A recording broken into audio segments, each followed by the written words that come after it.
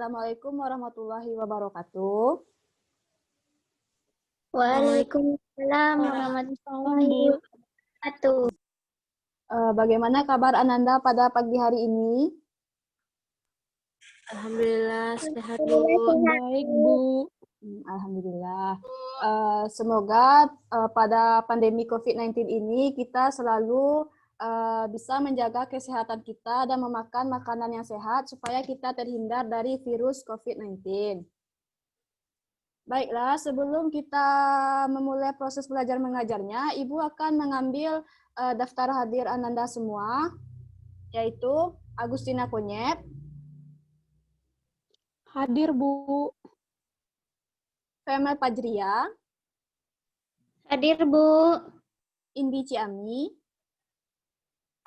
Hadir, Bu. Dan Syafiratul Mar'ah. Hadir, Bu. Alhamdulillah, Ananda semua hadir. Baiklah, sebelum proses belajar mengajar kita mulai, Ibu akan bertanya terlebih dahulu kepada Ananda. Apa itu metabolisme? Ada yang bisa menjawab apa itu metabolisme? Ada, Bu. Silakan, Femel. Menurut Femel, metabolisme adalah seluruh reaksi kimia yang bertujuan untuk mempertahankan kehidupan yang terjadi di dalam suatu organisme, Bu. Terima kasih jawaban Femel, sangat bagus. Baiklah, Ibu akan men-share PPT yang sesuai materi kita hari ini, yaitu metabolisme dan enzim. Apakah Ananda semua sudah melihat slide PPT-nya? Sudah, Bu. Baiklah. Seperti yang dikatakan Femel tadi, metabolisme adalah seluruh reaksi kimia yang bertujuan untuk mempertahankan kehidupan yang terjadi di dalam suatu organisme. Atau bisa kita sebut keseluruhan reaksi kimia yang berlangsung di dalam organisme atau makhluk hidup. Nah, metabolisme ini juga bisa disebut reaksi enzimatis. Reaksi enzimatis yaitu karena metabolisme selalu menggunakan katalisator enzim. Nah, kemudian ada beberapa jenis metabolisme, yaitu anabolisme, di mana anabolisme merupakan proses penyusunan senyawa kimia sederhana menjadi kompleks, memerlukan energi, yaitu disebut reaksi endergonik. Bisa disebut endoterm, reaksi memerlukan energi panas, contohnya fotosintesis, yaitu memerlukan energi cahaya. Ananda bisa melihat ada reaksi yaitu 6CO2 ditambah 6H2O menjadi C6H12O6 ditambah 6O2. Kemudian contoh yang selanjutnya yaitu kemosintesis, yaitu memerlukan energi kimia. Kemudian ada juga katabolisme. Nah, katabolisme ini merupakan proses pemecahan atau penguraian senyawa kimia kompleks menjadi senyawa sederhana, yaitu melepaskan energi.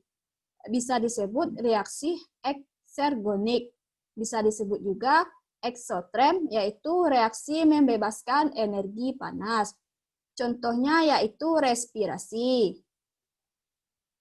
Kemudian, Ananda bisa melihat ada bagan yang Ibu tampilkan, yaitu metabolisme. Di sini ada anabolisme dan katabolisme. Anabolisme memerlukan energi, katabolisme melepaskan energi. Bisakah Ananda melihat bagannya?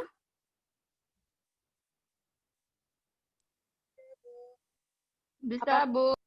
Apakah dari bagan Ananda sudah paham pembagian dari metabolisme? Sudah, Bu. Insya Allah paham, Bu. Nah, selanjutnya Ibu akan menyampaikan materi yang selanjutnya, yaitu katabolisme, yaitu respirasi anaerob, yaitu proses penguraian untuk mendapat energi tanpa menggunakan oksigen, disebut juga fermentasi. Asam pirufat yang dihasilkan dari proses glikolisis mendapati kondisi kekurangan oksigen, maka asam pirufat akan masuk ke jalur anaerobik, hanya menghasilkan 2 ATP saja. Ada reaksi respirasi anaerob yaitu C6H12O menjadi CO2 ditambah energi ditambah alkohol. Kemudian C6H12O6 energi ditambah asam laktat. Nah, pelaku yang menggunakan respirasi anaerob ini bisa kita lihat ada jaringan yang kekurangan oksigen, ada akar tumbuhan yang terendam air, dan ada biji-biji berkulit tebal yang sulit ditembus oleh oksigen. Kemudian ada sel ragi, jamur, dan bakteri anaerobik. Kemudian, di sini Ibu akan bertanya kepada Nanda, selain fermentasi alkohol, apakah macam-macam respirasi anaerob? Bu. Apakah ada? Saya akan coba menjawab, Bu. Dipersilahkan Safira.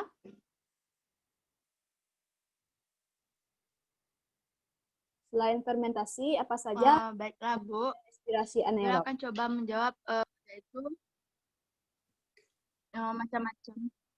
macam-macam respirasi anaerob. Yang pertama yaitu adanya fermentasi alkohol. Yang kedua yaitu adanya fermentasi asam laktat. Dan yang ketiga yaitu fermentasi asam cuka. Mungkin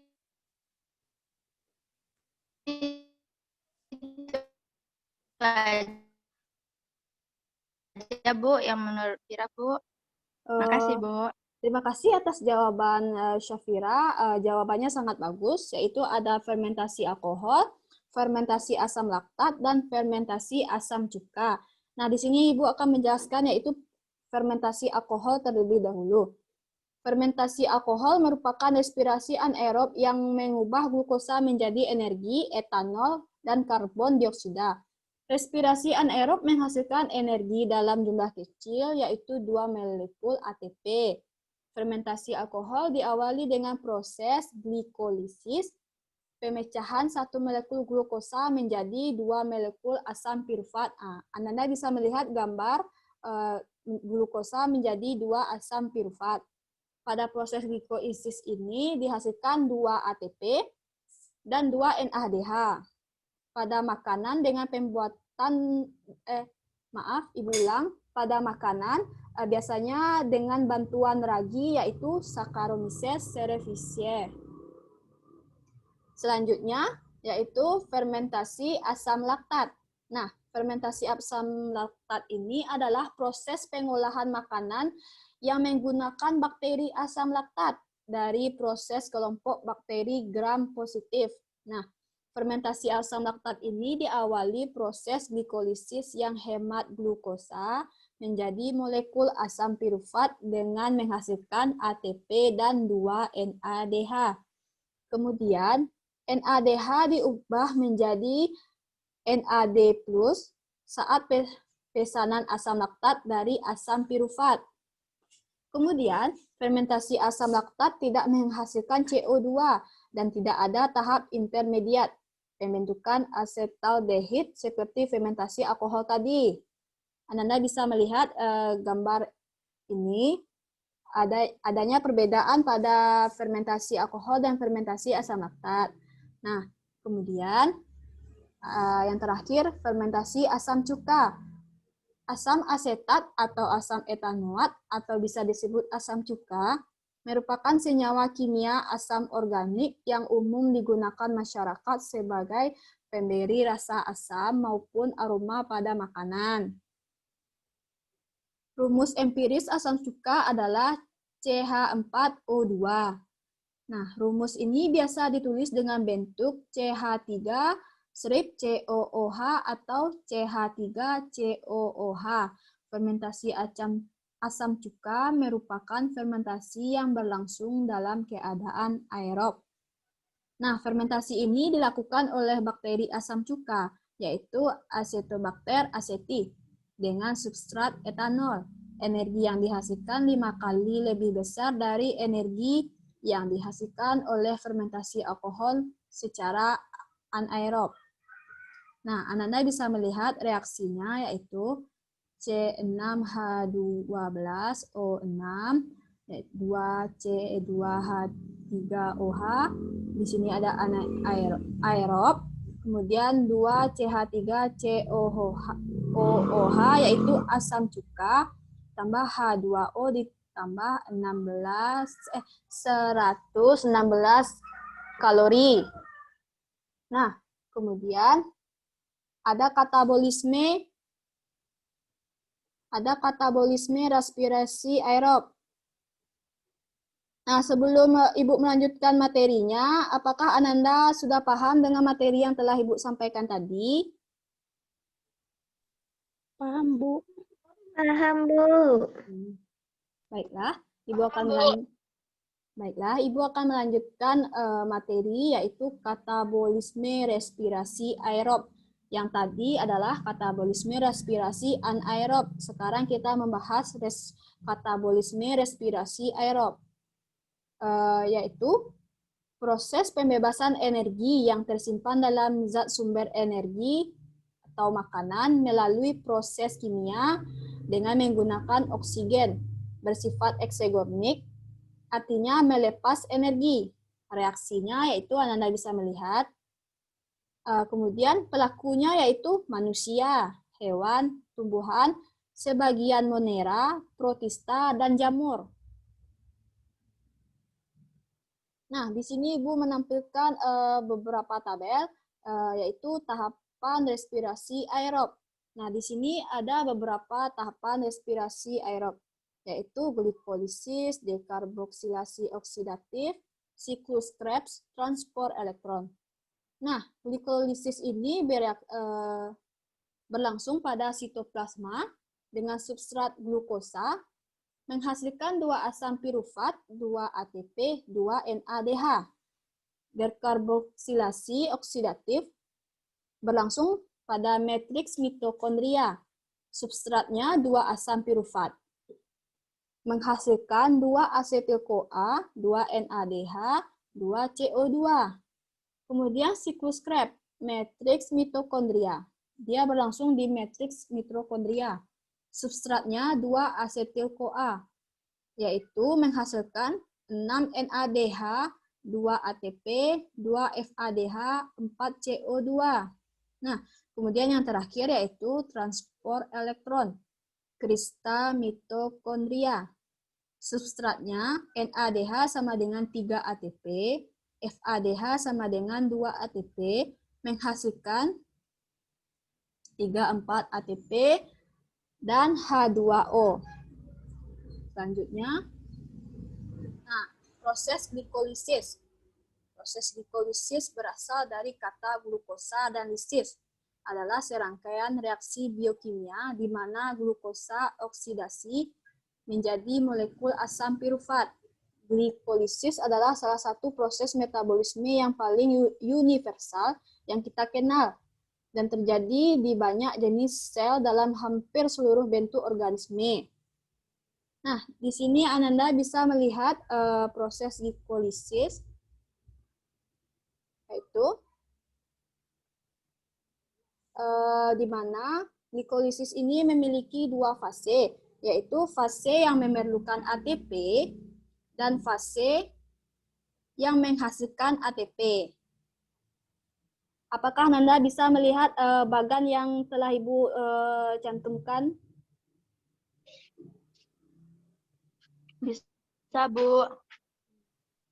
Baiklah. Selanjutnya, materi kedua, dekarboksilasi oksidatif. Nah, tahap kedua setelah glikolisis adalah dekarboksilasi oksidatif. Tahapan ini berlangsung di dalam mitokondria yang telah Ibu tampilkan di tabel tadi. Reaksi pertama diawali dengan perubahan asam pirufat menjadi asetil koenzim A, yaitu asetil-CoA. Perubahan tersebut menghasilkan molekul CO2 dan 2 NADH. Artinya, satu molekul asam pirufat akan menghasilkan satu molekul asetil-CoA, CO2, dan NADH. Oleh karena pada tahap glikolisis dihasilkan 2 asam pirufat Maka dekarboksilasi oksidatif menghasilkan 2 molekul asetil-CoA, 2 molekul CO2, dan 2 molekul NADH. Anda bisa melihat bagan dari dekarboksilasi oksidatif tersebut, di mana asam piruvat yang terbentuk pada tahap glikolisis akan melepas gugus karboksilat COO-. Anda bisa melihat, dan ini adalah urutan prosesnya. Kemudian sisa atom C membentuk CH3COO- akan mentransfer kelebihan elektronnya pada molekul NADH+ menjadi NADH. Untuk CH3COO- akan diubah menjadi asam asetat. Kemudian asam asetat akan berikatan dengan koenzim A membentuk asetil koenzim A, yaitu asetil-CoA. Kemudian siklus Krebs. Anda bisa melihat di sini ada bagannya dan di sini ada pengertiannya. Yaitu siklus Krebs adalah tahapan ketiga dari serangkaian proses respirasi aerob. Pada tahapan ini akan dihasilkan 2 molekul ATP, 6 molekul NADH, 2 molekul FADH, dan 4 molekul CO2 seperti yang telah Ibu sampaikan tadi di tabel. Kemudian selanjutnya yaitu transport elektron. Tahapan ini memerlukan tahapan akhir pada respirasi aerob yang disertai pembentukan ATP paling banyak. Nah, transport elektron berlangsung di dalam krista mitokondria, yaitu membran dalam mitokondria. Reaksi yang berlangsung di dalam transport elektron adalah reaksi reduksi dan oksidasi antara senyawa NADH dan FADH2. Kedua senyawa tersebut dihasilkan dari tahapan sebelumnya. Senyawa yang terlibat dalam transport elektron adalah koenzim Q, sitokrom B, sitokrom C, sitokrom A, sitokrom A3, dan oksigen. Nah, ini adalah bagan dari transport elektron. Apakah Ananda bisa melihat bagan dari transport elektron? Bisa, Bu. Sebelum Ibu melanjutkan materinya, Ibu akan bertanya, apakah Ananda sudah paham tentang respirasi aerob?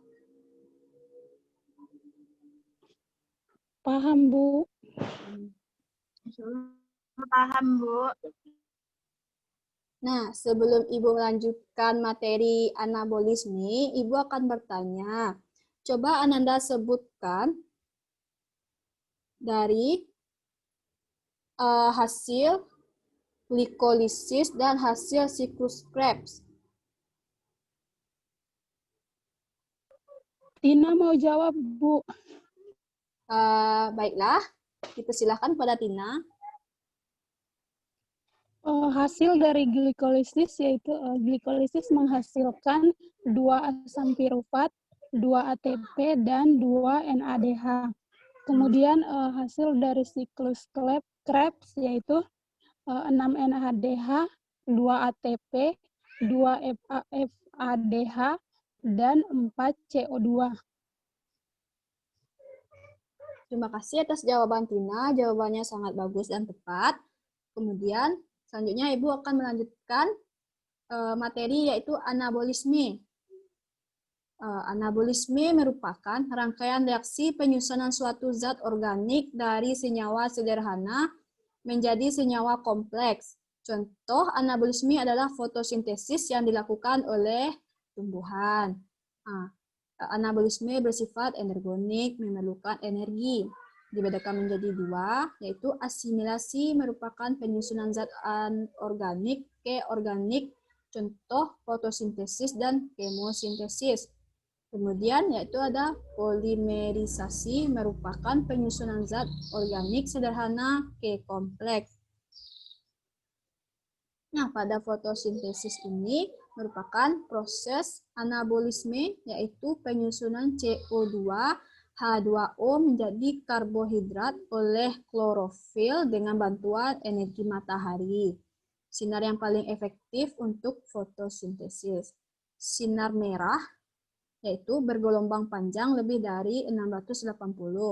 Kemudian ada sinar violet dan biru bergelombang pendek yaitu 440 sampai 480. Fotosintesis ini terjadi di kloroplas. Anda bisa melihat gambar, kemudian reaksi kimianya yaitu Anda bisa melihat. Kemudian fotosintesis terdiri dari 2 tahap. Nah, ada reaksi terang dan reaksi gelap. Reaksi terang membutuhkan cahaya, terjadi di tilakoid atau grana. Sedangkan reaksi gelap tidak membutuhkan cahaya, terjadi di stroma. Reaksi gelap. Terdapat 3 reaksi yaitu sensibilitas, fotofosforilasi, fotolisis air. Kemudian hasil dari reaksi terang yaitu O2. O2-nya dibebaskan, ATP-nya digunakan untuk reaksi gelap. Terjadi 2 jenis siklus yaitu siklus siklik dan siklus non-siklik. Siklus siklik menghasilkan ATP dan hanya melewati fotosintesis 1. Siklus non-siklik menghasilkan O2, ATP, dan NADH2 dan melewati fotosintesis 1 dan 2. Kemudian, Anda bisa melihat gambar, yaitu proses reaksi terang.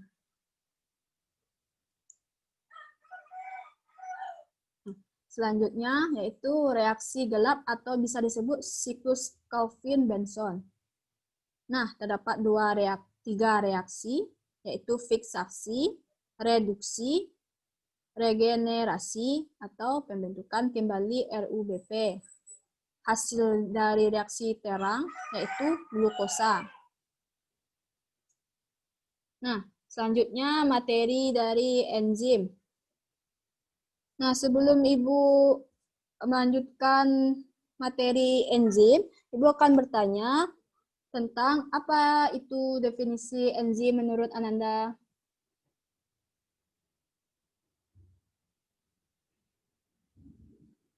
Menurut Ananda, apa itu enzim? Izin coba jawab, Bu. Baiklah, kepada Indi, Ibu persilahkan menjawab. Dari yang Indi tahu itu, Bu, enzim adalah biomolekul yang berfungsi sebagai katalis atau senyawa yang mempercepat proses reaksi tanpa bereaksi dalam suatu reaksi kimia. Sekian, Bu. Terima kasih. Baiklah, terima kasih atas jawaban Indi. Jawabannya sangat bagus. Ibu di sini akan melengkapi jawaban dari Indi atau menambahkan jawaban dari Indi, yaitu enzim merupakan suatu jenis protein yang berfungsi sebagai katalisator yang dapat mempercepat suatu reaksi kimia tanpa ikut bereaksi. Nah, definisi enzim ini kita bisa melihat ada struktur enzim, sifat enzim, cara kerja enzim, faktor yang mempengaruhi enzim tersebut. Nah, kita akan melihat strukturnya dulu. Enzim bisa disebut holoenzim, yaitu enzim yang strukturnya sempurna. Enzim dibagi 2, yaitu apoenzim dan gugus prostetik, yaitu apoenzim bisa disebut memiliki protein, dan gugus prostetik tidak ada protein, bisa disebut non-protein. Kemudian gugus prostetik ini dibagi 2, yaitu kofaktor anorganik dan koenzim organik. Contoh enzimnya yaitu kofaktor sama dengan ion-ion logam, sedangkan koenzim vitamin B, NAD, dan FAD. Nah, selanjutnya Ibu akan menampilkan gambar dari enzim tersebut. Anda bisa melihat di sini ada holoenzim, apoenzim, kofaktor, tempat katalitik, dan koenzimnya. Nah, selanjutnya sifat enzim. Enzim memiliki beberapa sifat, yaitu enzim menyerupai protein, enzim merupakan biokatalisator. Kemudian enzim bekerja secara spesifik. Enzim diperlukan dalam jumlah sedikit. Enzim dapat bekerja bolak-balik atau reversibel.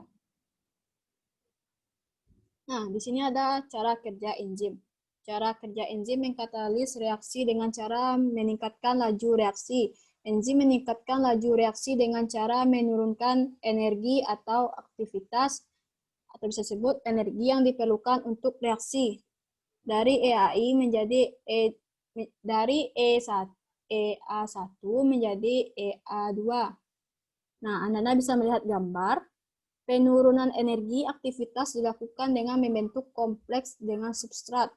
Setelah produk dihasilkan, kemudian dilepaskan enzim bebas untuk membentuk kompleks baru dengan substrat yang lain. Kemudian ada teori enzim yaitu Lock and Key, bisa disebut Lock and Key, yaitu teori gembok dan kunci. Teori ini menyatakan bahwa enzim mempunyai bentuk tertentu yang hanya sesuai dengan satu jenis substrat saja, bekerja secara spesifik. Sisi aktif, ini enzim, dan ini substratnya. Kemudian kompleks enzim, substrat, dan enzim menjadi produk. Nah, kemudian ada induced feed theory, yaitu teori ketepatan induksi. Yaitu teori ini menyatakan bahwa sisi aktif enzim lebih fleksibel dalam menyesuaikan substratnya. Sisi aktif enzim dapat mengubah menyesuaikan dengan substratnya. Ini adalah enzim, yaitu sisi aktif fleksibelnya, dan ini adalah substratnya. Enzim yang sisi aktifnya enzim yang telah aktifnya telah berubah sesuai substrat. Kompleks enzim, substrat, dan menjadi produk. Nah, faktor yang mempengaruhi kerja enzim ada suhu. Suhu akan mempercepat reaksi hingga batas suhu optimal. Malah semakin rendah suhu, maka reaksinya semakin lambat. Keterangan, suhu 0 derajat Celcius, enzimnya tidak aktif. Suhu besar dari 6 derajat Celcius, denaturasi. Suhu 30 derajat Celcius bekerja optimum. Jadi, enzim bekerja secara optimum berada di suhu 30 derajat Celcius. Kemudian ada pH. pH, yaitu yang akan mempengaruhi sisi aktif dalam mengikat substrat. Keterangannya, enzim pitialin bekerja pada pH 7, netral. Enzim pepsin bekerja pada pH 2 sampai 6, asam. Nah, enzim maltase bekerja pada pH 7, jaring. Kemudian enzim tripsin bekerja pada pH 8, basa. Konsentrasi enzim. Pengaruhnya terhadap kecepatan reaksi adalah berbanding lurus. Artinya, semakin tinggi konsentrasinya, maka semakin cepat reaksinya. Anda bisa melihat gambar. Semakin tinggi konsentrasinya, maka semakin cepat reaksinya. Kemudian, ada juga konsentrasi enzim dan substrat, yaitu umumnya berbanding lurus dengan kecepatan reaksi. Dapat memiliki keadaan konstan apabila enzim sudah mengikat semua substrat. Anda bisa melihat gambar. Dapat memiliki keadaan konstan. Keadaan konstan apabila enzim sudah mengikat semua substratnya. Dan selanjutnya ada pengaruh zat pengikat atau aktivator, yaitu zat yang dapat memacu kegiatan suatu enzim. Contohnya ion kobalt, manga, nikel, magnesium, klorin, dan garam dari logam alkali tanah. Pengaruh zat penghambat atau inhibitor, yaitu zat yang dapat menghambat kerja enzim. Terdiri dari dua jenis enzim, inhibitor kompetitif dan inhibitor non-kompetitif. Anda bisa melihat zat penghambat, yaitu inhibitor. merupakan zat yang menghambat kerja enzim dengan cara bersaing dengan substrat untuk mendapatkan sisi aktif enzim. Contohnya malonat dan oksalosuksinat. Kemudian inhibitor non-kompetitif merupakan zat yang menghambat reaksi enzimatik dengan cara berikatan dengan bagian selain sisi aktif enzim. Ikatan ini menyebabkan perubahan bentuk enzim sehingga sisi aktif enzim tidak sesuai lagi dengan substratnya. Contohnya antibiotik penisilin yang menghambat kerja enzim penyusun dinding sel bakteri. Hanya sampai di situ materi yang Ibu sampaikan. Kita lanjutkan minggu besok. Pada materi yang telah Ibu sampaikan ini, apakah Anda sudah paham?